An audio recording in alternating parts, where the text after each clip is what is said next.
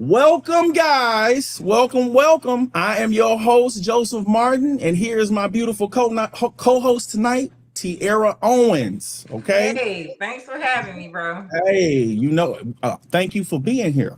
And thank everybody for tuning in to this exclusive interview titled People, Money, and Investing. All right. So we are going to get to it. So, Tiara, tell us a little bit about what you have planned for us tonight. Well, we're just going to be going over just a series of questions so people can get to know who is Original Greatness. Okay. So we won't try to keep you too long and try to drill you, but just want to get a No little promises, because we get to talking. We get to run our mouths. Yes. It's like on here, but definitely, guys, when you leave your comments, we're going to pull some of these comments up on the screen. So don't be afraid to hit that like button, to share, leave a comment, ask any questions you want, and we're going to try to do our best to get to them, okay? All right. So Yes, we got absolutely. 3 YouTube channels, live streams 5 nights a week on Facebook and YouTube. And you Yes, have clients that's been taking advantage of your financial education services, right? absolutely. And listen, success feels good. I've been broke. Okay. And let me tell you about it. Let me get some water. Being broke All right, make you thirsty. Good time. Being broke make you thirsty. So here's the thing. The reason why success feel good is because you go through things to get to where you need to be, and you still never really arrive. You got to keep working to improve and improve and improve. So yes, clients have been taken care of. I have a client and taking advantage of the financial education service. So yes, it feels good. I actually had a session earlier today. So what you got for me now? Where we at? Okay. So do you talk about the same thing on all of your channels on YouTube? And why do you have 3 YouTube channels? Okay, excellent question. So I do not have the same thing on all 3 channels. Okay. I have 3 channels because over my journey of me working on my personal finances and getting my things in order, I found that self-improvement and personal development is very important for you to work on. So the way YouTube works with this algorithm, it's real finicky and funny about you picking a topic. So if you sitting up there, you talking about the stock market, and then you start talking about you need to get your life together. Look at you ain't doing nothing with yourself. Read a book, and then they like with algorithm, like, is you talking about stocks, or is you talking about reading? Are you talking about bettering yourself, or are you talking about Amazon? Like, it get confused. So what I found, it would help me better with growth, with the algorithm reaching a specific audience, to separate them. So Original Greatness, the main channel, is about financial education and the stock market. And then Original Greatness Uncut, that's when I don't do a whole bunch of editing and I just sit in front of the camera for like an hour and just talk about my life experience with working on myself as an individual, as a human being, and try to share different ideas and different things I've discovered, recent problems that I didn't overcame or I'm dealing with, to just be transparent and down to earth so people can relate to, hey, everybody got problems, even if you don't hear from them. In my opinion, it's too many content creators that just talk about the glitz and the glamour. And it puts us in a place where we start looking at ourselves like, well, what am I doing wrong? He got this and she got that, and she looked nice and he always shaved. No, I look terrible sometimes. Yes, absolutely. We all have to start with someplace. Right, but nobody cuts the camera on during those times, and you sitting there at home looking terrible, like, well, look at him. Oh, what's wrong with me? What's wrong with I? So, and also what I love about this interview we doing tonight is I really never get an opportunity to just relax and laugh and have fun. Now I mess up from time to time. Right, we all do. Yeah, but because we're working on the stock market and the things that we cover, I don't really get a chance to kick back like this. So If somebody having a good time and laugh and get on your nerves, this ain't for you. But hit the like button and subscribe to Please both do of them. like and Yes, subscribe. the links are down in the description for both of our contents, you know. All right. All right. So just another question. Most people have a hard time keeping up with running one YouTube. Absolutely. And Absolutely. you have 3. Mm-hmm. Why didn't you just put everything on one channel? Okay, I think yeah. So I ran that answer over into the other one, but I'll go into deeper detail because I did forget to mention the third channel. Okay. So if you put shorts on a YouTube channel and you put long format, like the longer videos and live streams, all on one channel, somebody might subscribe to your channel because they watched the YouTube short, and then somebody else could have subscribed because they watched the live, and then somebody else subscribed because they watched a full-length video. So when they subscribe because of that reason, they're expecting to get more of the reason they subscribed. So if you separate them and keep your shorts on one channel, your self-improvement on one channel, and your stock market or financial education that I'm doing on one channel, when you subscribe to that channel, you're getting exactly what you subscribed for. So even though it seems like it's a lot of work with managing 3 different channels, whatever skills you develop on one help you on the other 3 channels. Okay. Because whatever you learn, and if you was working on this channel and you learn something, guess what? It's going to help you on the other 2. And it works together. It's like an ecosystem. So I think when you first get started doing something, it's a lot more difficult than after you've been doing it a while, because now your skills have improved. You've developed the habits of being able to do it. So actually, to be honest with you, now me managing 3 channels is easier than when it was when I was trying to just manage one. As crazy as that may sound, that's exactly what's going on. But the reason why I split them was because it's more efficient for the viewer. I want the person, when they subscribe, when they like and all of that, and they get exactly what they signed up for. I don't want you to see me reading a book in one video and then I'm over here talking about the stock market. I ain't signed up for that. So we just started it out to keep it simple. Boy, they tough on you out here in this content creator. Yes, they'll cut you up. They'll cut you up. They'll cut you in half, sideways. You mean 8 pieces? You gotta have a strong soul to put yourself out in front of the public eye, boy. Oh, yes. You know what? And I'm gonna tell you something before we keep going, because I told you I'm gonna get the chatting tonight. You understand? That's right. I'm gonna get the talking. That's why we here. People want to know. Man, listen, sometimes people leave a comment and you be like, did you watch the video? Did you? Yeah. I'm telling you, you be like, would you even comment on the right video? And I mean, they will write a book. Wow. Like they will literally write a paragraph. And when I first got started, guys, I got sucked into the foolishness. Somebody will tell you, and they don't plan on listening to whatever you have to say back. They just want to dump whatever their ideas are on you. They will write this whole long script, and you'll spend some of your life energy reading it, and then pour your energy into it, trying to respond to as much as and they won't even reply. I don't even think they read it when you reply. Some guy looked at something and said something, and then they don't even have a real photo. It's just amazing. Like, it's definitely never a boring day in the life of a content creator. Like, you got all this time to talk to me, ain't got time to take a real photo. Right. Come on now. Hey, this is how this working. You need to look it up. I said, no, LOL, and thanks for the comment. That's right. Okay. So moving right along. So why the stock market and personal development? Why did you do that? Great questions. So I'll start with the stock market. So another way to look at the stock market is, let's just say money. Money.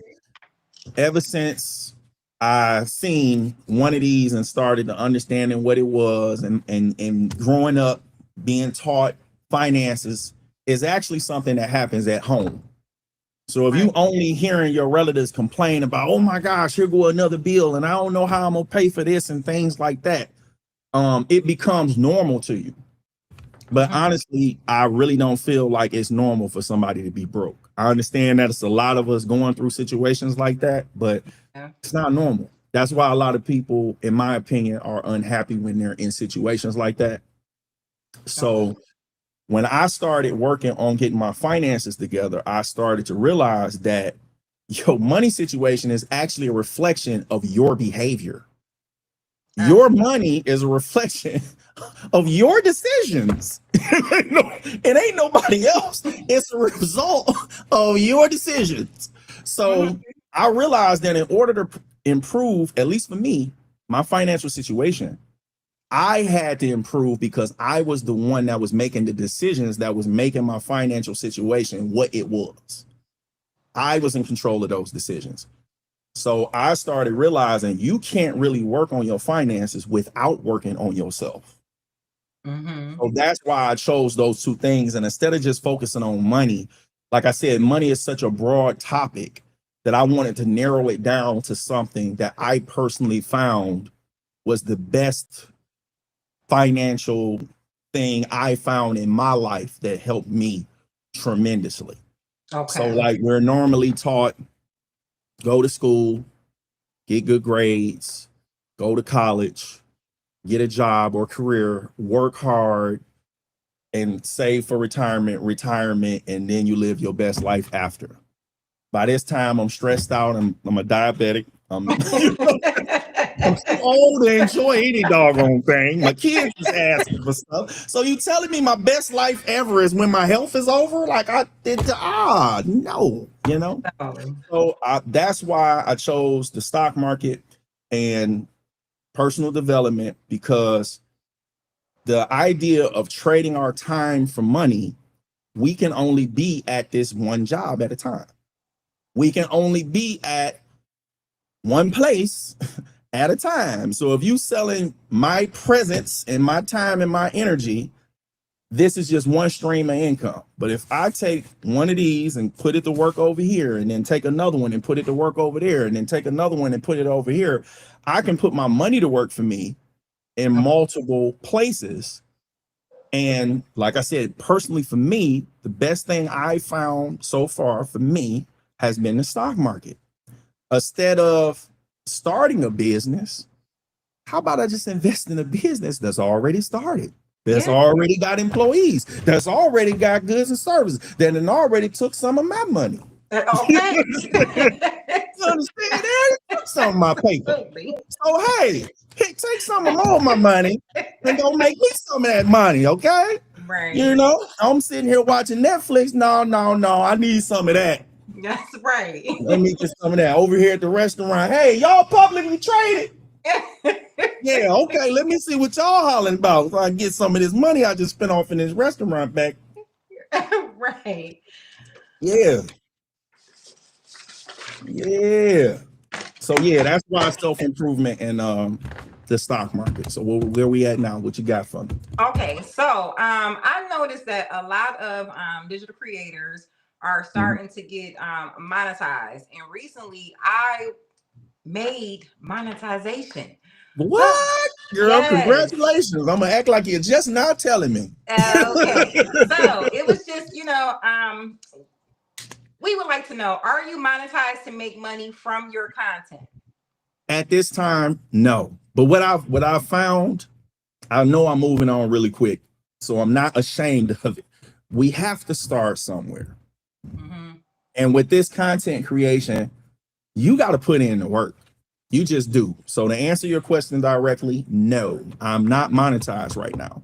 But what I did find about having your own business is that sometimes you struggle with selling your goods and services because people don't even know you offer them. So what I found with content creation, it's like running a 24/7 commercial. It's free advertising.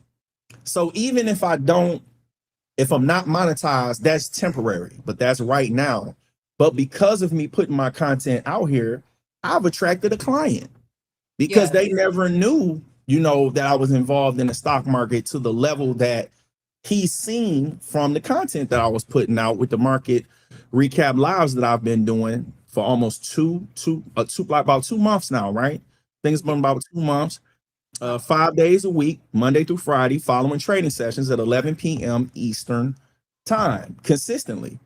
So reading the charts, reviewing websites and things like that. So he's caught a few of them and he knew that I was investing, but to see somebody doing something that they talked about, I guarantee you it's a different type of experience, at least for me.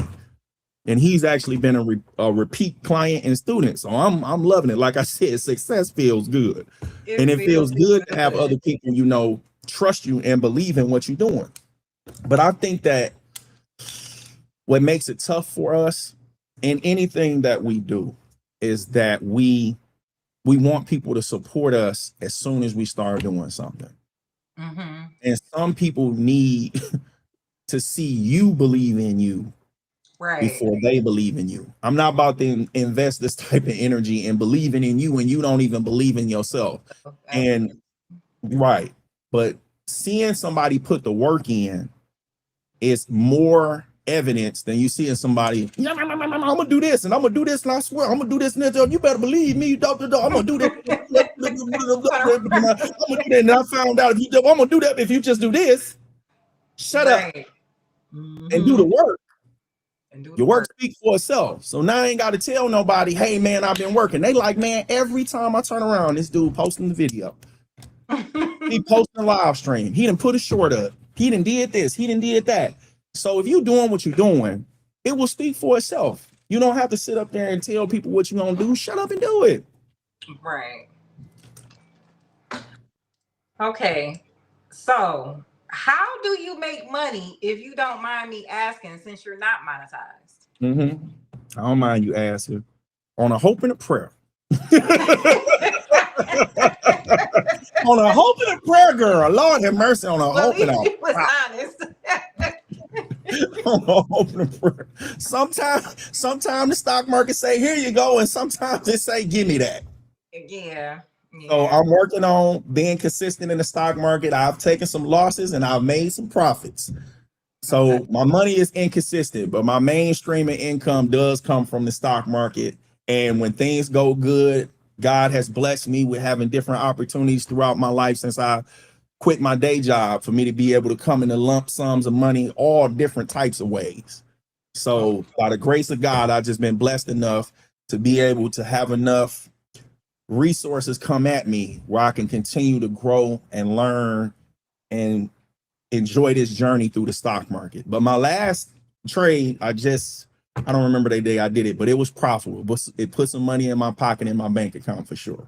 And now my clients, you know, I put some systems in place to where now for my business, I'm also offering one-on-one financial education.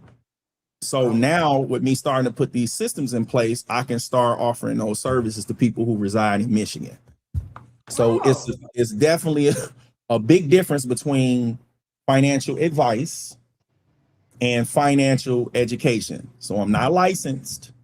I provide financial education, not financial advice. There's a big difference. So that's what I do. All right. Okay, and another thing, I noticed you said that trading and investing. So are they different? Because some people may think that they are the same thing. So could you like shed a little light on what's the difference? Okay, yeah. I probably was talking kind of fast. I said the stock market, but yes, I make income from trading and investing. And that is a great question because some people don't know that trading and investing are two completely different things. I recently just found out. I thought they were the same too myself. Yeah. So it is some people that probably thought the same thing. Yeah, they totally different.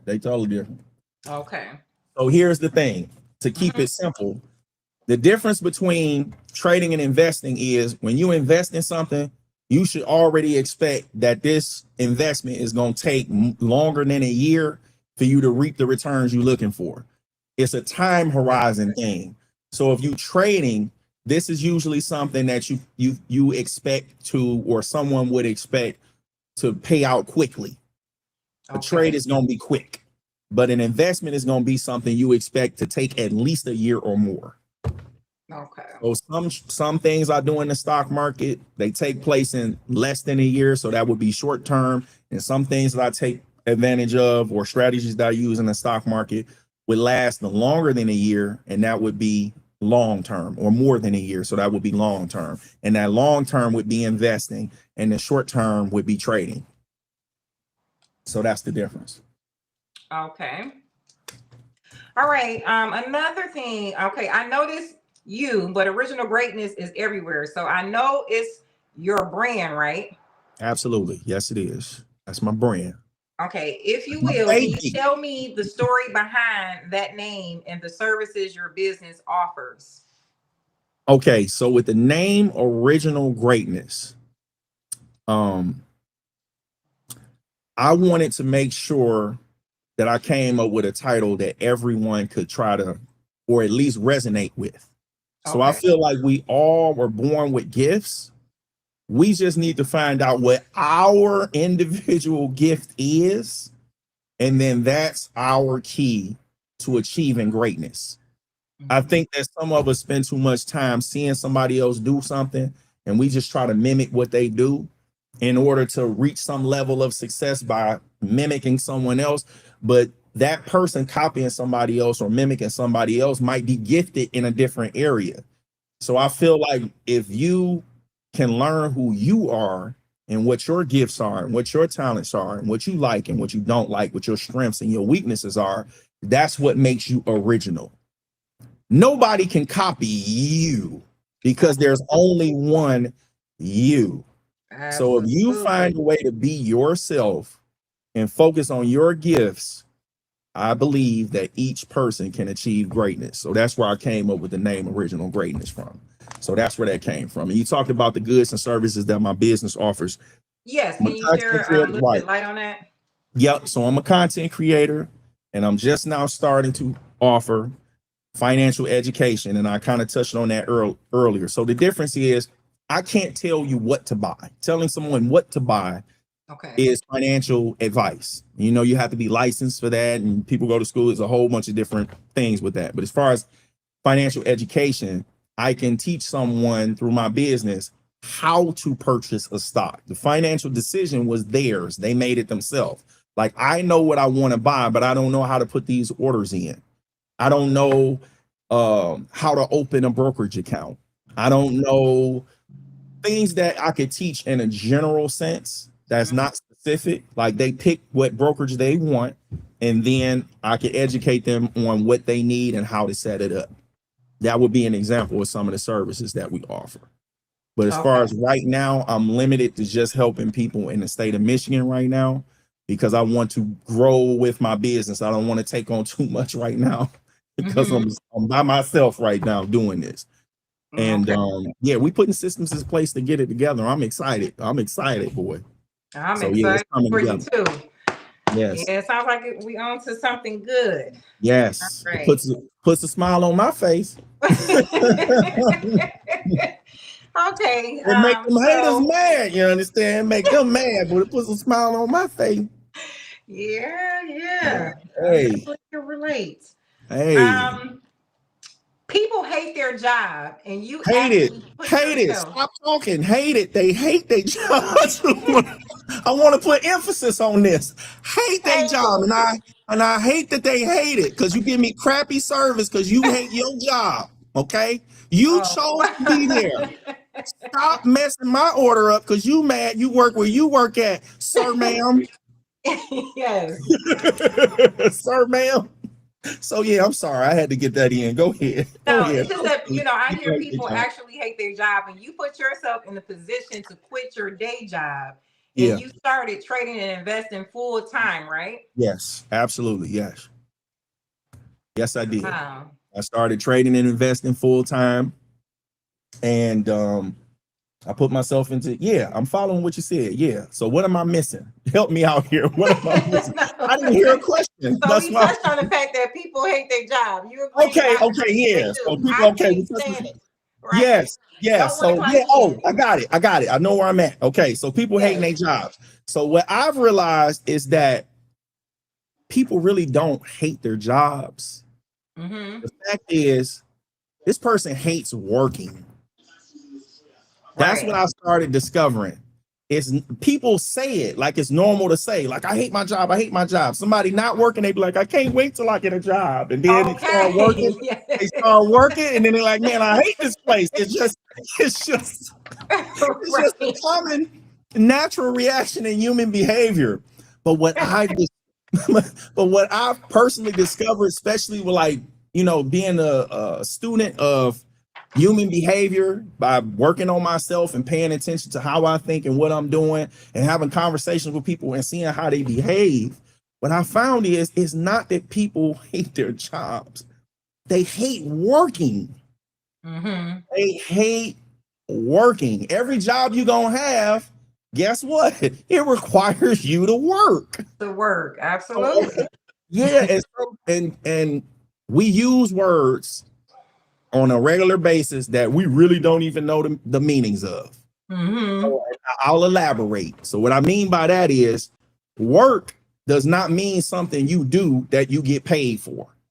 We've done that. Work is something that you do that requires effort. Mm-hmm. When you get up out of the bed in the morning, if you are healthy enough and blessed enough, that seems effortless, but it's actually some people that can't get up out of bed in the morning. That's work. So if somebody else had to get them up out of right, so if somebody else had to get them up out of the bed, bathe them, and brush their teeth and all of that good stuff, they would get paid for doing that. That is work. That's work. Everything you do is effort. Effort is effort to brush your teeth. You seen Coming to America? Yes. It's work to wash your body.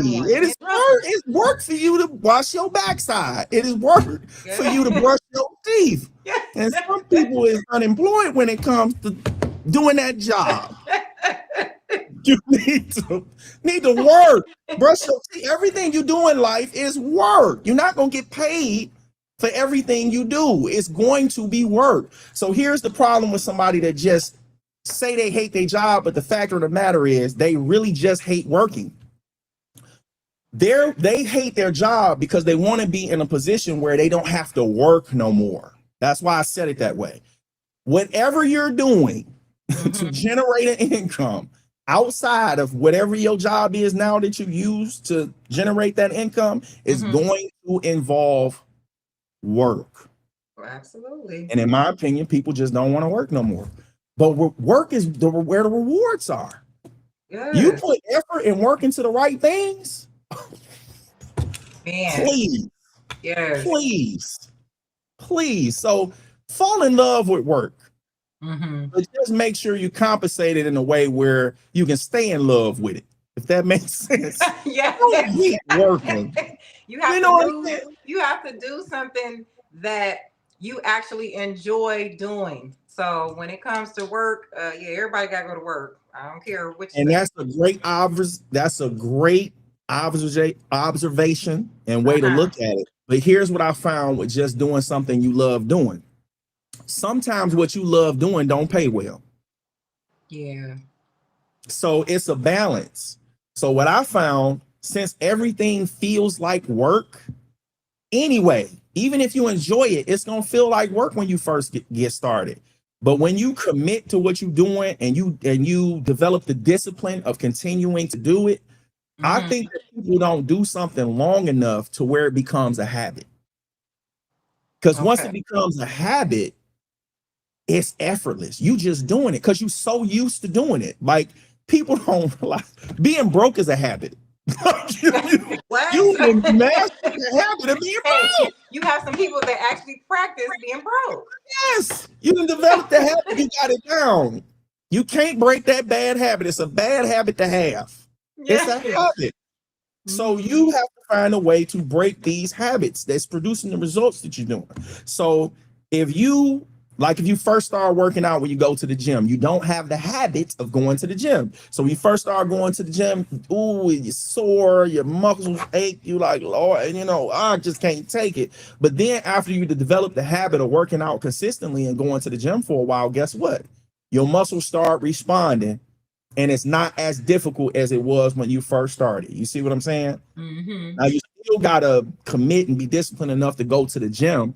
But the actual workout itself, if you don't increase the intensity, doing the regular things you start off with starts to become effortless and starts to become a routine, and it starts to become easier to do, where it's not as much resistance of getting started as it was before. And that's what I'm experiencing now. Like, I used to say it time and time and again, I hated doing my live streams. Wow. I hated doing my live streams. I hated it because something in my day would affect me emotionally or get on my nerves to the point where I had reasons to be like, you know what, I ain't doing nothing tonight. But I committed, but I committed to it. And strangely enough, after a while, it became so part of me and my schedule that I actually look forward to doing it. And it's effortless to me now. I just do it. But I think that people quit because they're not seeing the results that they want to see as fast as they want to see them, and they quit before it becomes a habit, if that makes sense. Okay. They quit before they actually adapt to where it feels like a habit, and it doesn't really feel like work anymore. Okay. So that's on that. That's on that. All right. So while we're talking about work, the story about what led you to making a different decision and quitting your job. Do you feel like, going into like specific details with that? About why I quit my because I think a Yes. lot of people need to hear it, because I'm telling you, I'm tired of people Yes, working I at jobs would they love for you hate, to share it with us. being crappy at their jobs. Because we And all we trying gotta to be figure out how to victims. quit our job, okay? I'm one of them. Okay. Oh man. So yeah, first I want to finish talking about these people where you get crappy service. So when I feel like when you hate your job, you want everybody to know, so you let it show up in your behavior. People, Yes, of people course come they bring do. you I want to come throw your food on the table. They throwing your luggage around. Just, it's terrible. Okay. Terrible service. So yeah, so people have to fall victim to you hating your job. And I think that it's a terrible place to be, because that person doesn't see an end nowhere in place. So what helped me was then when I came up with a plan, I knew that my job was a temporary stepping stone and not a dead end. So this story about my job is probably going to take a minute. We already a half hour in, which means we're doing great on time. And thank you guys for tuning in. Yes. So thank you guys for tuning in. I see y'all here. Ain't nobody said nothing but your nosy. Hit the like Thank button. y'all for tuning in. Yes. Hit the like Put button. Feel free to comment, guys. If you have any questions or any type of feedback, please share that with us. Yes, like, subscribe, all that good stuff. Follow everybody on here. Yes. So yeah. Yes. So what happened for me, I was working at a plant, so I didn't really explain this to everybody. So here in Michigan, we known as the Motor City. Everybody feel like they done conquered the world. They start working for the big three. Oh man, you're doing big things if you work for GM or Chrysler. Yeah, you're doing big things out here in these streets. You got in with them. Yes, whatever. So I wasn't actually working for one of them. I was working for a supplier for one of them. But it's still the same atmosphere. I'm in a plant, we putting the car together, et cetera, et cetera. So I had been there for a while. I think I was like 35 at the time.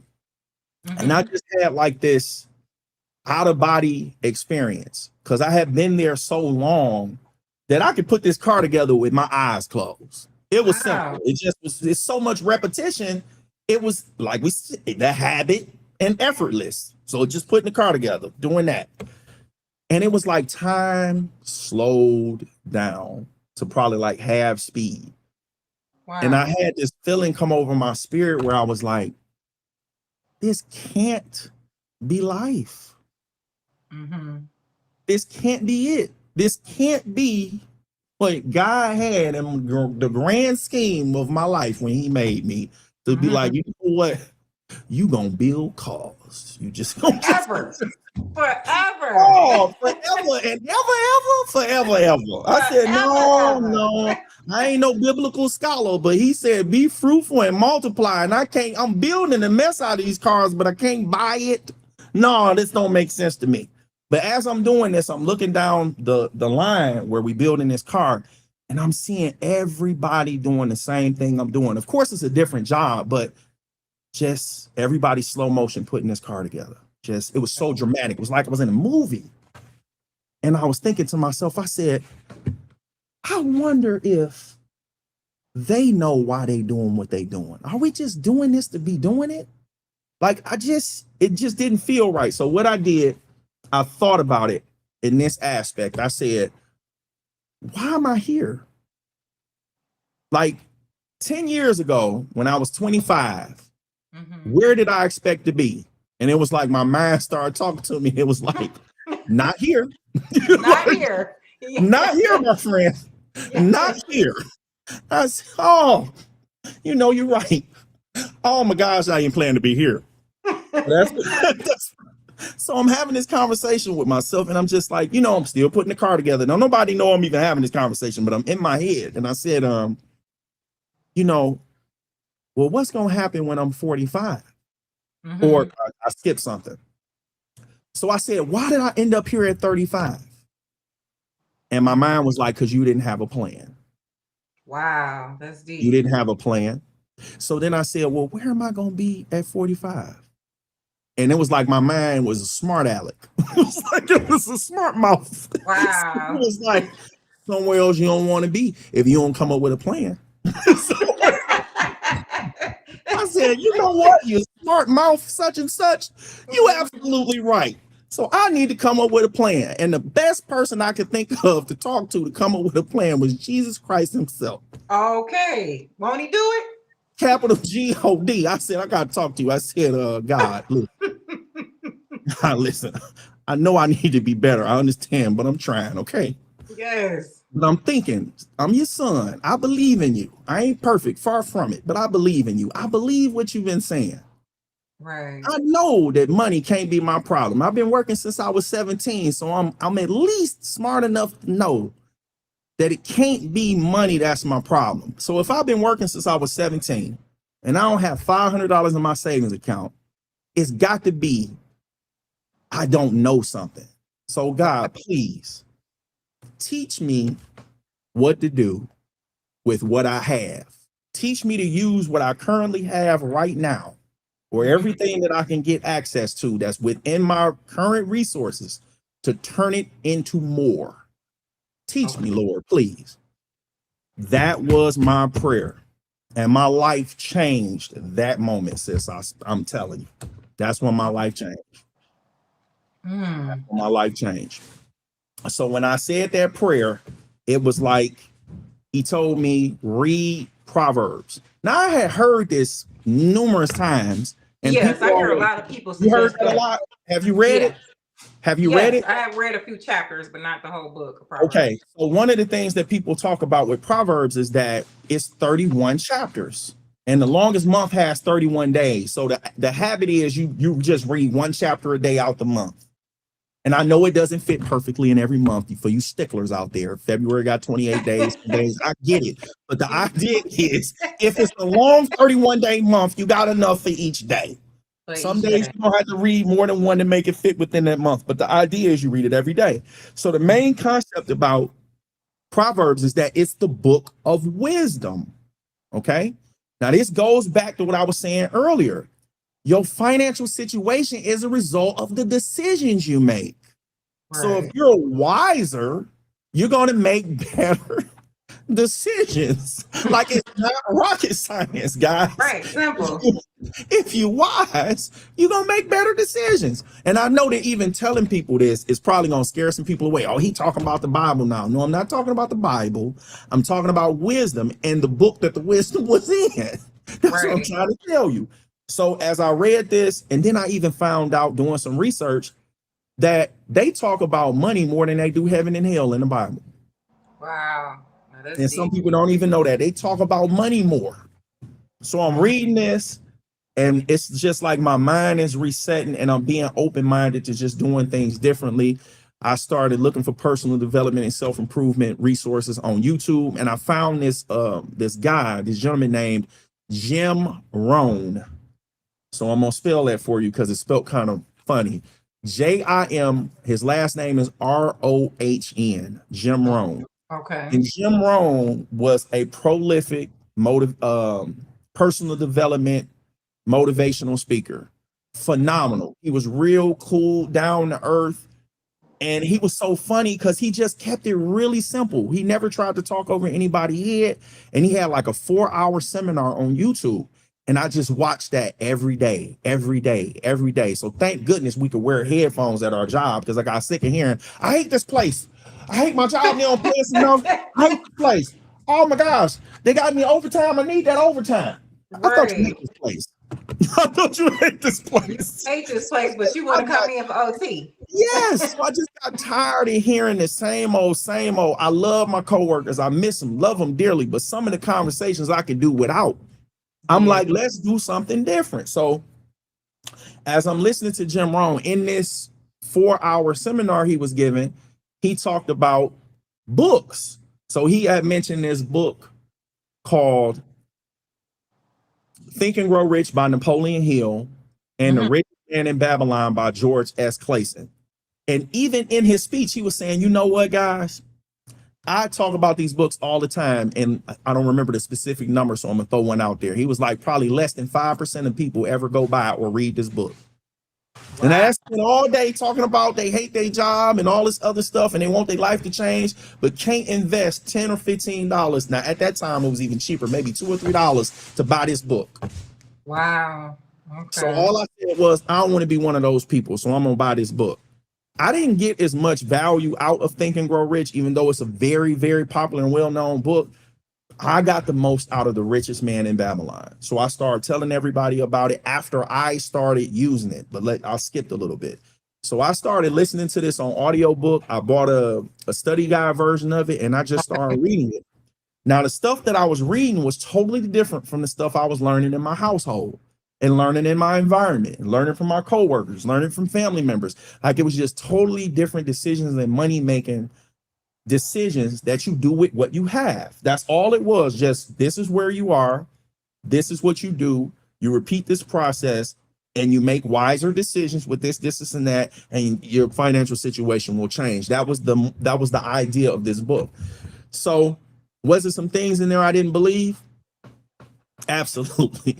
Here's the funny part. What I'm doing now, I don't believe in ain't working. Right. That's the real question. That's the punchline. What I'm doing now ain't working. Yeah. What I'm doing right now is not working. Mm-hmm. So why not do something you're not doing instead of just thinking, oh, that ain't gonna work? How about I try it and see if it work or not, instead of just assuming, oh, that don't make no sense, that don't work. Listen to me, sis. Mm-hmm. I read that book, and I believe I did everything in it talked about, and my financial situation just started changing right before my eyes.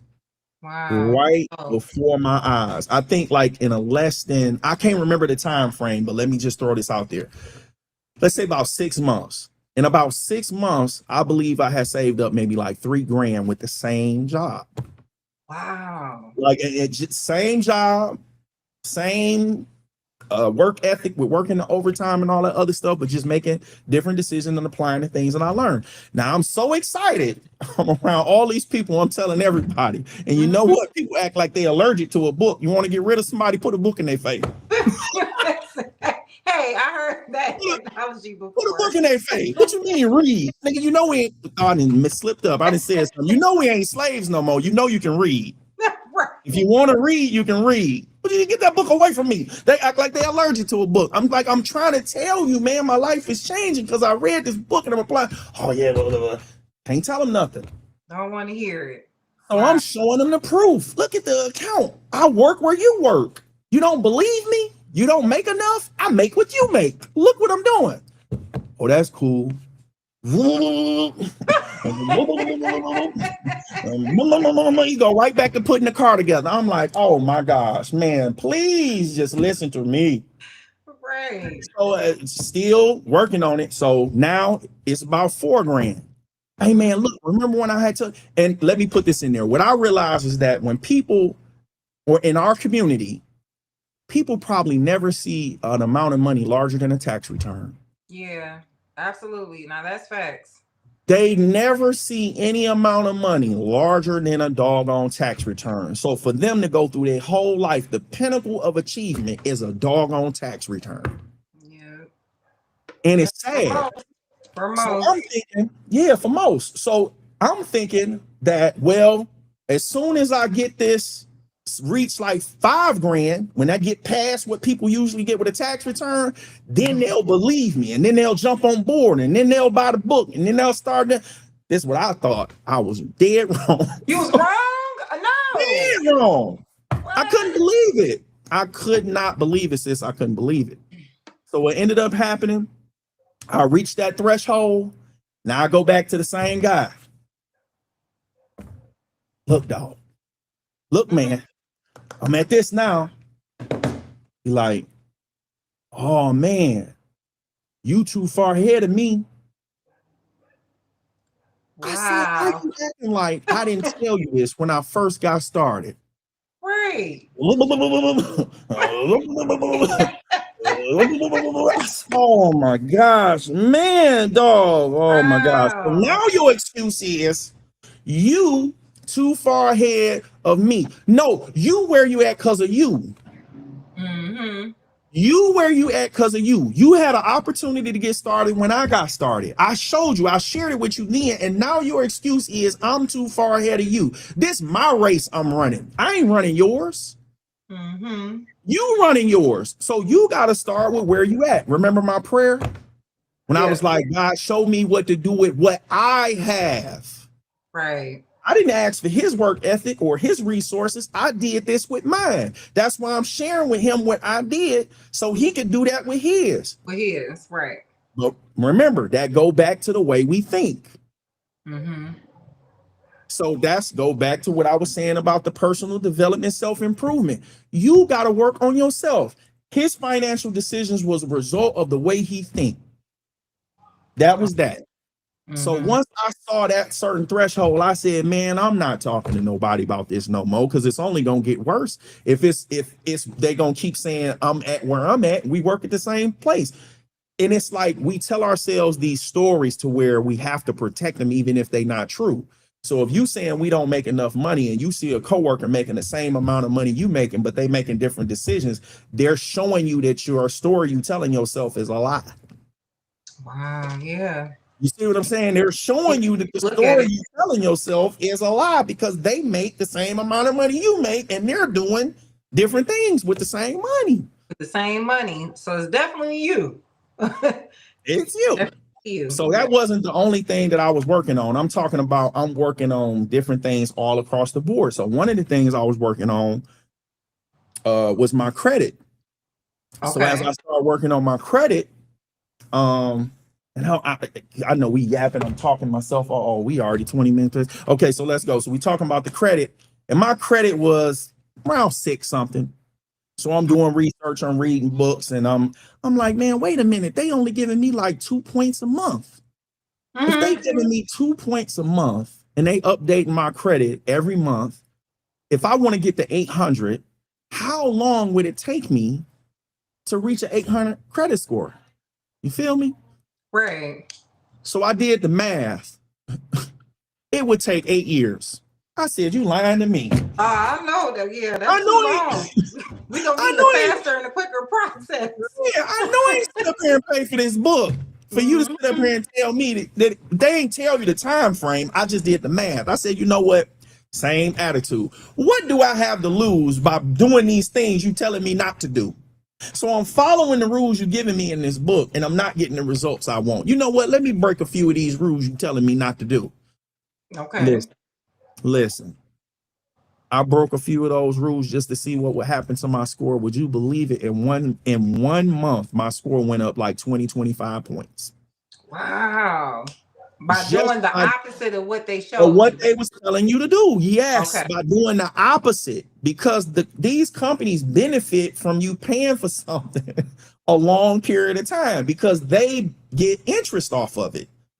They're able to collect interest the longer you hold the balance. So the minimum. So you're saying that basically the minimum payments is what that they want you to pay. They don't want you to, they want you to just pay the minimum payment. Absolutely, because it's going to take you years to pay the stuff off. Right. Yes, they want you. So I'm working on my credit. I'm working on that. So I think I was showing my coworkers as I was working on that, because I'm like, look, man, I mean, I'm trying to motivate anybody I can. I mean, they could like, man, what is wrong with Anybody. you? Leave me alone, Joe. Stop making me better myself. Wow. Stop bothering me.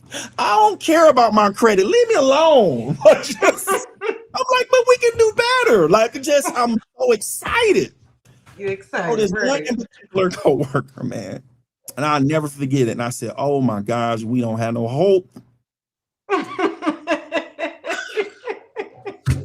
And I mean, I'm passionate about this because I don't believe in excuses. I mean, I have to in the form that you hear them all the time, but I don't buy excuses.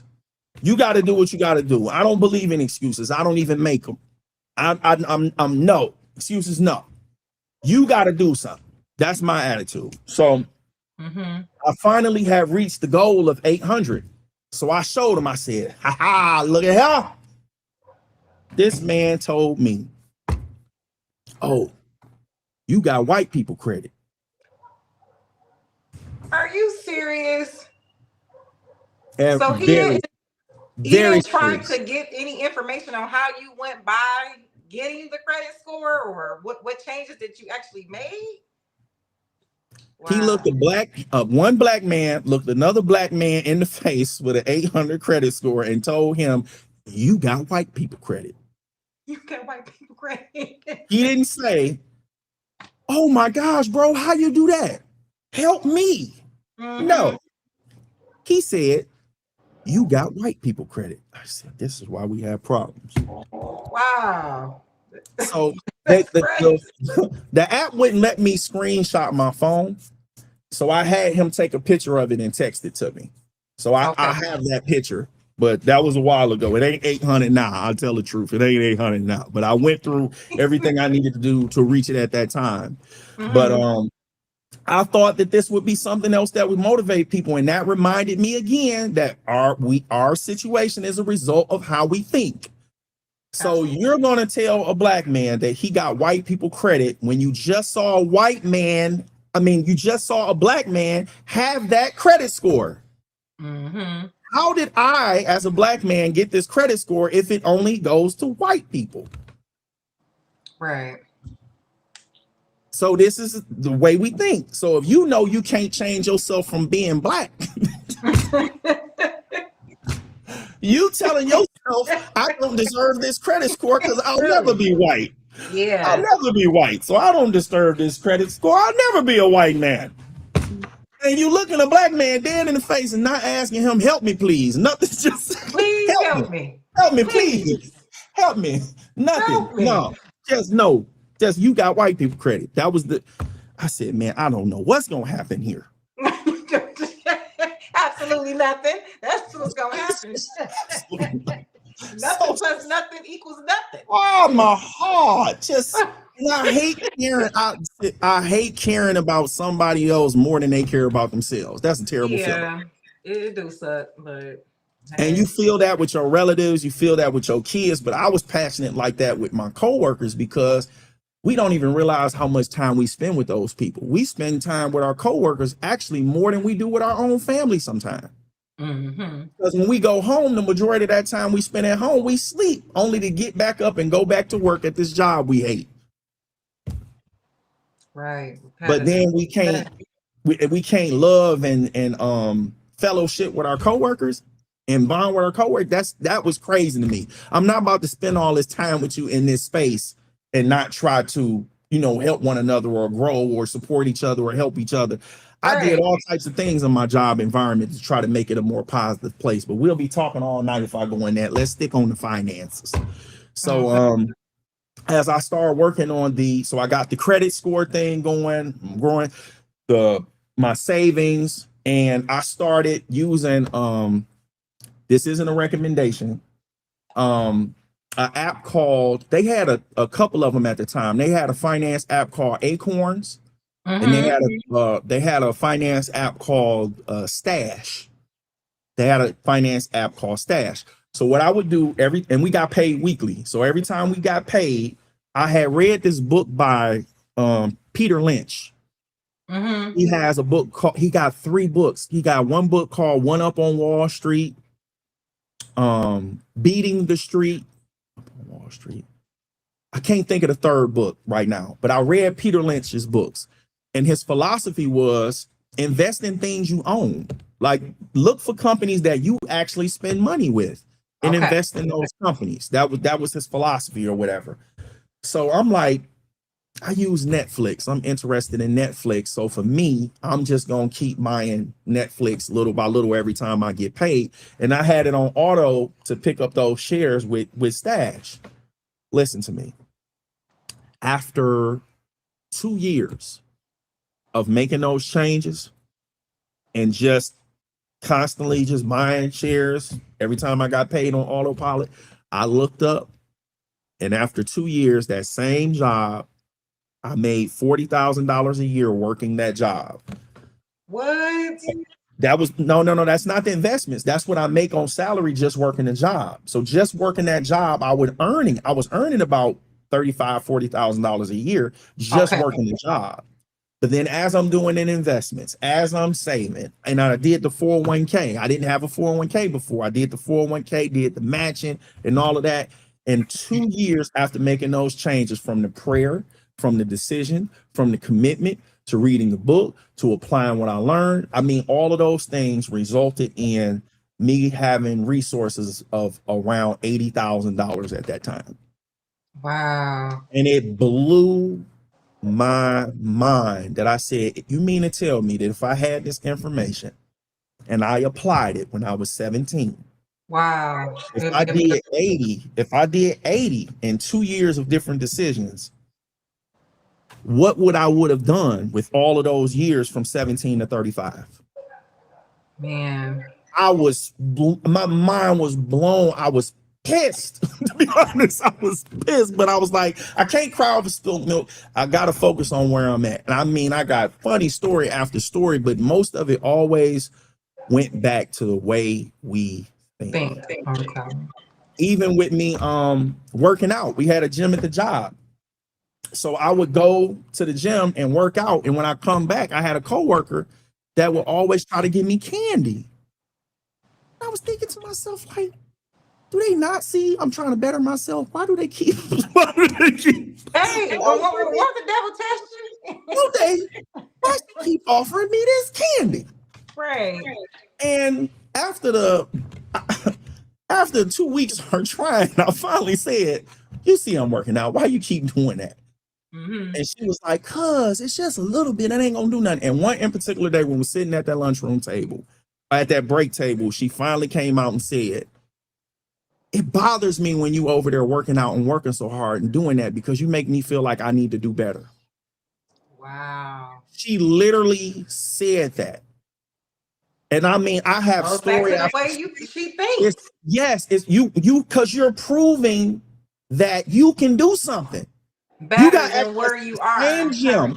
Yeah. Yep. You got access to the same gym he got access to. You see him going every break working out, and you sitting here doing what you're doing. You see him doing it, and it make you feel bad, so you try to pull him down to your decision. Right. That's I'm telling, I just had more and more. So let me tell you this funny one about the coworker. Now, this was the first time I heard it out loud, and I mean, I laughed on the inside. I laughed on the inside, but I have to tell you about this one about how we act in our community. I know this ain't a lottery ticket, but just imagine it's a lottery ticket. Now, in our community, we won't take this and invest it because, oh my gosh, that's too risky. Mm-hmm. But we'll go buy a lottery ticket where the chances of you losing is almost guaranteed. We'll go do that. So I like conversating and having conversations with my coworkers. So this one in particular coworker, it was 2 of them. So these 2 guys, they were they like going to the lottery to the corner store or whatever and playing lottery and stuff. So when I was working with them, I had this dream of a number. I had a dream of a number. So while I'm talking to him, I told him, I said, yeah, guys, I dreamed about a number last night. They got excited. So you gonna play it? You gonna go play it? You gonna That's go play something that that sparked number? their interest, Yeah, right? that's sparked their interest. We gonna go play that number. I said, yeah, I think I'm gonna go play that number. So I went to the store on break. And I'm working on myself. I'm making different money decisions. I need this to mean something when I exchange it for something. So I go there. I was like, man, I forgot. Mm-hmm. I got midday and evening. They ain't mentioned nothing about that in that dream. Right. You know what? They ain't mentioned nothing about that in that dream. Then my grandma, Barbara Martin, God rest her soul. I'm like 50-50 straight box. How they expect me to play this thing? So I'm trying to figure out how I'm gonna go about it. I did do it because I said I was gonna do it for that day. So I played it. Mm-hmm. And of course, I ain't hit. You ain't hit. I ain't hit. Long story short, I ain't hit. So I'm back at work. I'm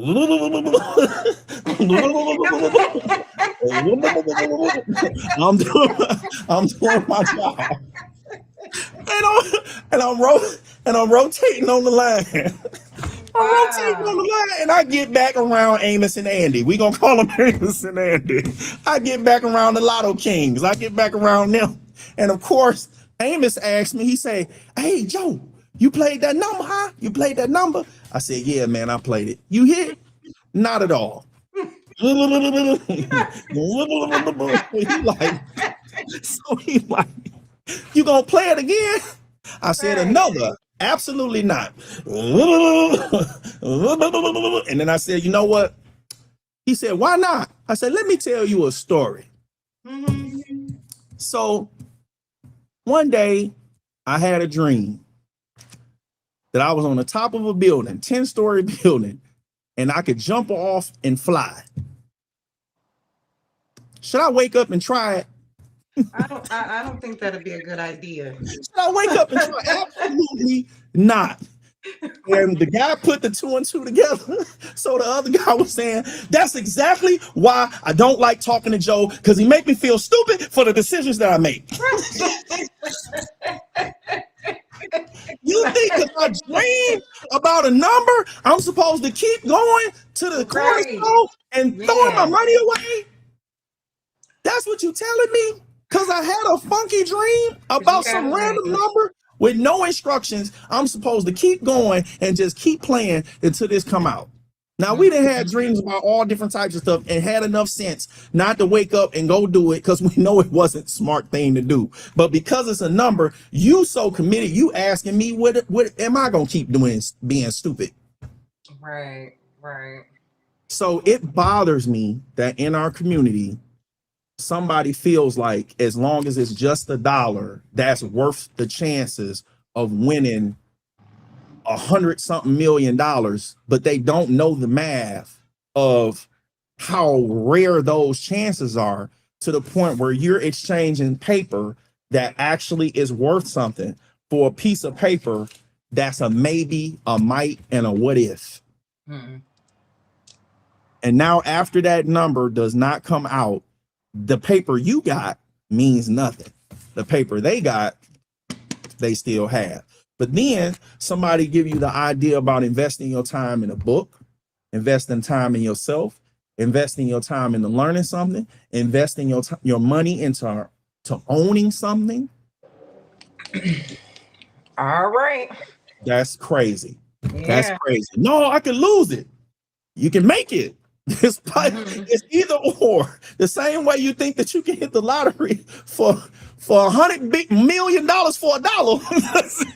It's possible, but it's extremely, extremely rare. You wouldn't take those chances with something more serious. So just because you don't care about $1 the same way you care about $100 million doesn't mean you're not throwing the dollar away. Right. That's what I'm saying. So yeah, that was I didn't tell you about why I quit. So after a while, it's simple privileges that we just don't have at our jobs. Something as simple as, especially working in the assembly line, we couldn't just go to the bathroom. Yeah. We couldn't just stop what we were doing and walk off the line and go to the bathroom. Mm-hmm. That's a God-given right to just go to the bathroom. So imagine having like 2 years worth of your income having resources and you got a grown man telling you, no, you can't go to the bathroom. Right. Do you know I will walk out of here right now? Do you understand? I don't need this job. You know how bad I got better things to do with my time, sir. I really think you need to reconsider this and let me go to the bathroom. Right. But just things like that used to screw with my head. They used to bother me. So after a while, it wasn't that I felt like the job was beneath me. It just was the fact that I felt like as a person, I outgrew the job. Okay. Where my mindset was at the time, I just outgrew it. It got to the point where I'm bringing a laptop and books to my job, and everybody else bringing lunch, gloves, they cell phone, they safety glasses. I'm like, let me not forget my laptop. Let me not forget my book. And I'm learning and I'm growing and I'm investing and all of the other stuff. I even had a coworker ask me one day, because he seen me doing something different on lunch, and he asked me, he said, Joe, how come you the only one or whatever? You just be sitting there reading books, man. What is you doing? I looked him dead in the face and I was like, I'm trying to figure out how to make $1 billion. Okay. I'm trying to figure out how not to work forever. And what was crazy about it, you would expect somebody to laugh at you. All this fool don't know what he's talking about. But he did not laugh at me. He just kept talking to me like, bro, I respect that. Right. So what you reading? What book is that? It was different from the other guy telling me you got white man credit. Mm-hmm. You got white man credit. So it was a different type of response to the same type of activity. And some people take notice of it, some people take advantage of it, and some people don't. So that day I quit, I'll never forget it. I had my laptop bag. I had my laptop, and I'm at this station and I'm putting the car together, and I'm like, why am I here? Why am I here? I don't know. Why am I here? And my coworker, he's telling me, you need the health insurance. No, this ain't the only place to get health insurance. Why am I here? You need to pay your bills. This ain't the only way to pay my bills. Why am I here? I was losing it. And I'm just like, every reason that was keeping me there financially was like no longer there. Okay. And I felt like a fish out of water. I'm like, I have to get into an environment. I have to get around people to where my decisions that I'm making now make sense. Okay. I've outgrown this job and I love these people, but I can't allow myself to be in an environment that doesn't work for me anymore. It was weighing on my spirit. This was like right after COVID. And I was a hugger. I'm a, hey, how you doing? And I mean, people like, no, step back. It was wearing on my soul. Right. It was bad. Okay. So yeah, I walked out the job that day. I went right up to the supervisor, said, yeah, this is my last day. He said, when? I said, right now. Right now. Good day, sir. Right now. You serious? Absolutely. And shook his hand. Do you know that job? Do you know that job called me like 3 months after I quit saying, we heard you quit. Did you hear me? 3 weeks.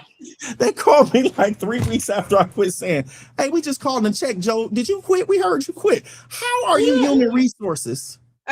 Right. And you just now finding out that I ain't been there. Yes. In 3 weeks. Are you kidding me? Wow. You mean to tell me I could have came back and you wouldn't have known no difference? I feel like you tricking me so I could come back and you can fire me. That's what you want. That's what you want to do. That's what you want. Well, okay. Well, that concludes our interview. That's all the questions that I think that the people wanted to know, and I just wanted to share some light to what is original greatness, because every time you go live, I do try to like and share, and I tune in myself. So yeah. And I appreciate that. So tell me a little bit about how it's been helping you and what you've been learning from the live streams that I do, the Market Recap Live. Share that with the people. Well, what I have learned now, before you invest in anything, you need to make sure you know how that company makes its money. Okay. You need to make sure they are and research through their websites, their mission statements, what their objectives, their goals are. And that kind of like help you make a decision on whether or not if you think that would be a good investment for you. So I'm still learning along with everybody else. So yeah, I think it's a good thing. Original greatness. That's it. Absolutely. Well, thank you so much for doing this interview for me. No, And thank you for helping me. This is my first interview, and I first of thank you many for now. Don't allowing leave me that to out. come on to First, your platform. absolutely, you're very welcome. Now, first of many now. Don't leave that out. This is first of many interviews. You are Absolutely. going places. You done got monetized, and I know you're gonna work the mess out of that monetization. Oh yes, you know I'm getting ready to get in. I'm getting ready to become an inbox bandit. Okay, see who I can work with. Well, you was going Slide into places. my inbox. Yes, that girl going Yeah. play. That girl good. That girl Oh yeah, good. that girl good. That girl good. Now, before we wrap up, you know we got to do our thing. Like Okay. he out working you. He He is out working you. outworking you. Okay, I gotta go get my shirt made.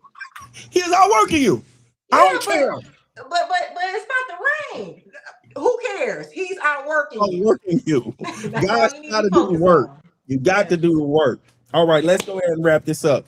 You already know. I hope that you learned something and I hope that you earned something. Thank you guys for joining us tonight. The beautiful Tiara Owens and handsome Joseph Martin. We held this show for you. We got this interview. We got this done. I hope that you guys have an awesome night. Make sure you stay tuned in. If you haven't done so already, make sure you check out the whole life insurance link I have down in the description.